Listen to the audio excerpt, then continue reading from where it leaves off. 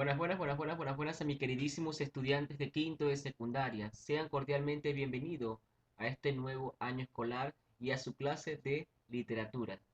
En esta oportunidad estaremos abordando la literatura clásica oriental, dentro de la cual estaremos abordando la literatura hebrea. Acompáñenme. Literatura clásica oriental. Antes de comenzar de lleno con la temática de la literatura hebrea, es importante analizar algunas características importantes de la literatura clásica oriental. Veamos. Ahí tenemos una imagen o una escena del Ramayana. Es una de las obras más importantes, ¿verdad? Una de las manifestaciones literarias más importantes de la literatura hindú. Tenemos la Gran Muralla China, que es un patrimonio también universal.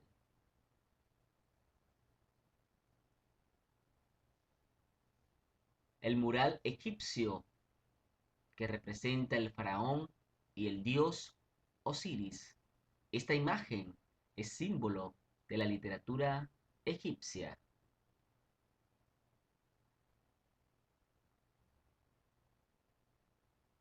¿Qué es el clasicismo? Como queremos abordar lo que es la literatura o hacer un resumen de lo que es la literatura clásica oriental en términos generales para entrar de lleno, para poder entender de sí la importancia de la literatura hebrea y de las consiguientes, entendamos primero qué es el clasicismo. Recordemos que el clasicismo es el primer movimiento literario universal. Imagínense ustedes, el primero, el de mayor relevancia. De ello, los demás se derivan de este, porque este es el más importante. Ahí tenemos una imagen del Buda, que es un dios importante.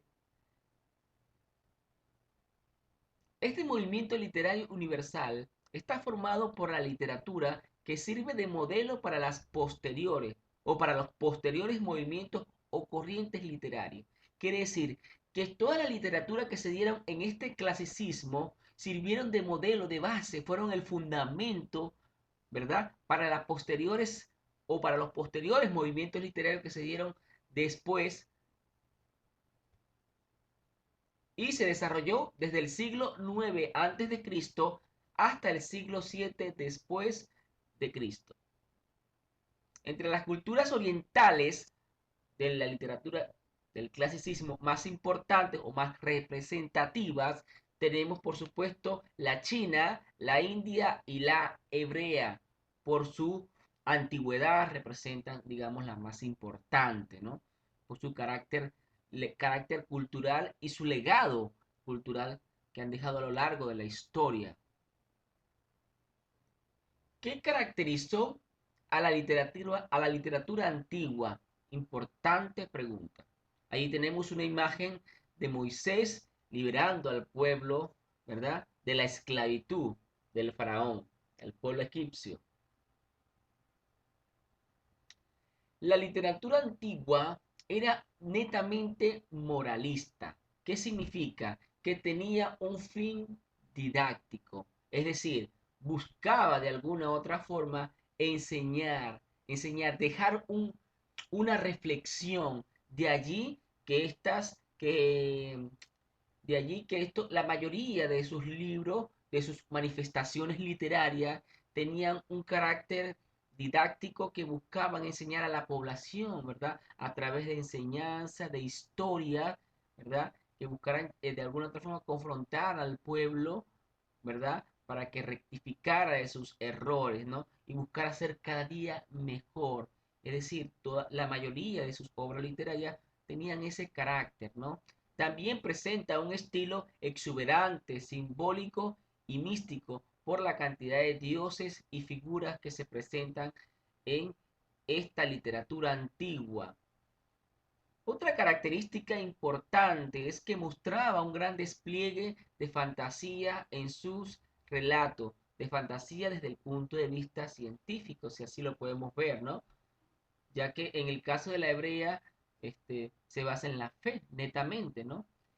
Ahora sí, vamos a entrar de lleno a lo que es, una vez que entendimos lo que es el clasicismo y la literatura clásica oriental y lo que representa esta para la humanidad, veamos entonces qué es la literatura hebrea. Recordemos en primer lugar que la literatura hebrea se considera aquella compilación de libros, ¿verdad? O de manifestaciones literarias que se dieron, ¿verdad? Alrededor del siglo XII antes de Cristo. Recordemos que este era un pueblo nómada semita que apareció en Asia alrededor de ese tiempo. Entonces, todas estas producciones literarias que se dieron, o esas producciones literarias, a esa compilación de obras literarias que se dieron durante ese determinado tiempo, en el siglo XII antes de Cristo, es lo que se concibe como literatura hebrea, ¿no? Es importante aclararlo. Los hebreos, por supuesto, se formaron como nación a la salida de Egipto bajo la conducción del gran Moisés.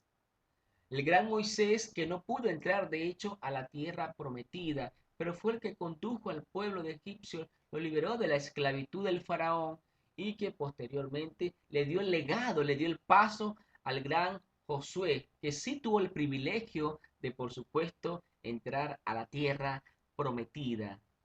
El lugar del nacimiento del pueblo judío es la tierra de Israel. Ese es su lugar de origen, su terruño, ¿verdad? Los primeros 1000 años de su historia, por supuesto, están registrados en la Biblia. La Biblia, que es el libro por excelencia más importante de la humanidad, sin lugar a duda, el libro que ha tenido más traducciones y el más vendido en el mundo. Ahí tenemos una imagen de Moisés retratada por ese gran pintor célebre universal como lo es Miguel Ángel. ¿Cuáles son las principales características de la literatura hebrea? Presten atención porque cada uno de estos puntos de alguna u otra forma van a ser de base importante para que usted entienda la cosmovisión del pueblo hebreo. La fe era una de las características de esta literatura, por supuesto, porque ellos creían, los hebreos creían en un solo Dios, el Dios Yahvé, que significa yo soy el que soy. Yahvé era el Dios de los hebreos, repito, que significa yo soy el que soy. Otra de las características importantes son las especies literarias que se desprenden de esta literatura, como la prosa, el verso, ¿verdad? Las epístolas las podemos apreciar en las cartas de Pablo a las iglesias de Corintios, ¿verdad? De Filipenses, entre otras, las fábulas, las enseñanzas que se dan, ¿verdad? De alguna u otra forma en los evangelios, ¿verdad? A través de parábolas que enseñaba Jesucristo, por supuesto, su lírica sentimental. No podemos dejar a un lado su lírica tan importante y sentimental que se manifiesta o se pone de manifiesto en ese libro tan importante, Cantar de los Cantares, que es una poesía totalmente. Y didáctica, por supuesto, porque buscan enseñar. Ahí tenemos un libro bastante moralista, ¿verdad? De que muestra la sabiduría, un libro de instrucción para la vida, nos enseña a cómo caminar, cómo comportarnos frente a la vida y ver la vida desde un enfoque bíblico, desde un enfoque basado en la fe, en lo que opina Dios de nosotros. Y ese libro es el libro de Proverbios. Es un libro que definitivamente ha enseñado a muchas personas y ha sido una guía espiritual en el camino hacia el bien. Y no puede faltar de alguna u otra forma los temas espirituales, religiosos y las leyes. Las leyes, por supuesto, las podemos apreciar en los 5 primeros libros denominados el Pentateuco, ¿no? Aquí tenemos el Génesis, el Éxodo, ¿ya? Deuteronomio, y por allí se van otros libros más que pertenecen al libro de las leyes, también denominados el Pentateuco, ¿no? ¿Cuáles son las figuras más representativas de esta literatura hebrea? Por supuesto, no podemos dejar de un lado al gran Salomón. Salomón fue el último rey y es el más importante por su gran sabiduría. El gran Salomón, hijo de David y Betsabé, ¿verdad? Fue el tercer y último rey de Israel unificado. La Biblia lo considera, por supuesto, como el hombre más sabio que existió en el planeta, debido a su habilidad para solucionar los problemas de su reino. En la Biblia también se afirma que el rey Salomón heredó un inmenso imperio que se extendió desde el río Nilo en Egipto hacia el río Éufrates en Mesopotamia. Consagró su reinado a grandes proyectos de construcción.